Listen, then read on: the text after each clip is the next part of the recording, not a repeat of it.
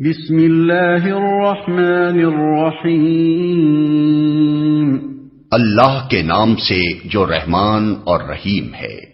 وَمِنْ حَيْثُ خَرَجْتَ فَوَلِّ وَجْهَكَ شَطْرَ الْمَسْجِدِ الْحَرَامِ وَإِنَّهُ لَلْحَقُّ مِنْ رَبِّكَ وَمَا اللَّهُ بِغَافِلٍ عَمَّا تَعْمَلُونَ۔ تمہارا گزر جس مقام سے بھی ہو وہیں سے اپنا رخ نماز کے وقت مسجد حرام کی طرف پھیر دو، کیونکہ یہ تمہارے رب کا بالکل برحق فیصلہ ہے اور اللہ تم لوگوں کے اعمال سے بے خبر نہیں ہے۔ وَمِنْ حَيْثُ خَرَجْتَ فَوَلِّ وَجْهَكَ شَطْرَ الْمَسْجِدِ الْحَرَامِ وَحَيْثُ مَا كُنْتُمْ فَوَلُّوا وُجُوهَكُمْ شَطْرَهُ لِئَلَّا يَكُونَ لِلنَّاسِ عَلَيْكُمْ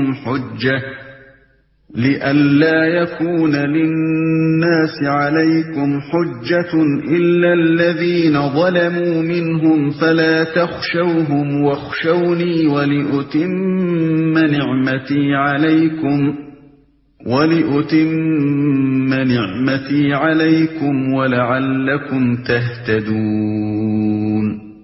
كَمَا أَرْسَلْنَا فِيكُمْ رَسُولًا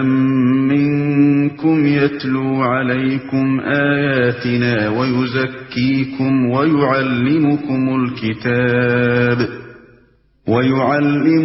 الْكِتَابَ وَالْحِكْمَةَ وَيُعَلِّمُكُم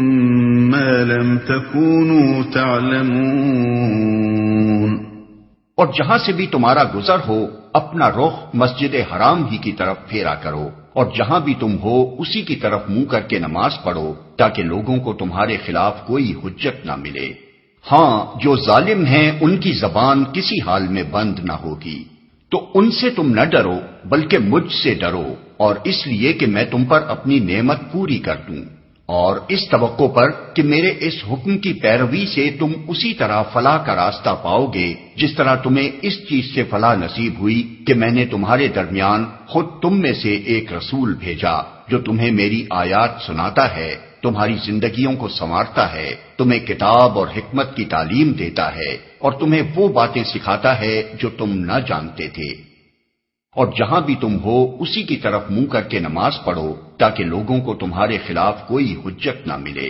یعنی ہمارے اس حکم کی پوری پابندی کرو، کبھی ایسا نہ ہو کہ تم میں سے کوئی شخص مقررہ سمت کے سوا کسی دوسری سمت کی طرف نماز پڑھتے دیکھا جائے، ورنہ تمہارے دشمنوں کو تم پر یہ اعتراض کرنے کا موقع مل جائے گا کہ کیا خوب امت وسط ہے، کیسے اچھے حق پرستی کے گواہ بنے ہیں، جو یہ بھی کہتے جاتے ہیں کہ یہ حکم ہمارے رب کی طرف سے آیا ہے اور پھر اس کی خلاف ورزی بھی کیے جاتے ہیں۔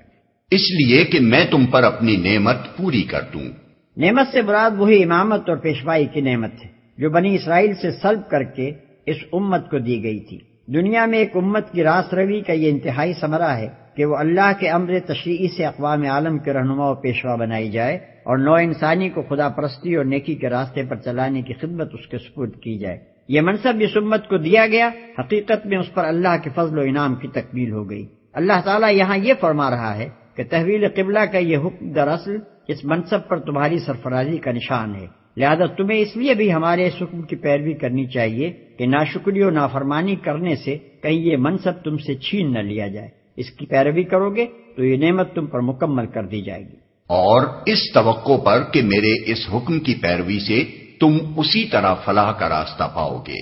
یعنی اس حکم کی پیروی کرتے ہوئے یہ امید رکھو، یہ شاہانہ انداز بیان ہے۔ بادشاہ کا اپنی شان بے نیازی کے ساتھ کسی نوکر سے یہ کہہ دینا کہ ہماری طرف سے فلاں عنایت و مہربانی کے امیدوار رہو، اس بات کے لیے بالکل کافی ہوتا ہے کہ وہ ملازم اپنے گھر شادیانے بجوا دے اور اسے مبارکبادیاں دی جانے لگیں۔ فَاذْكُرُونِي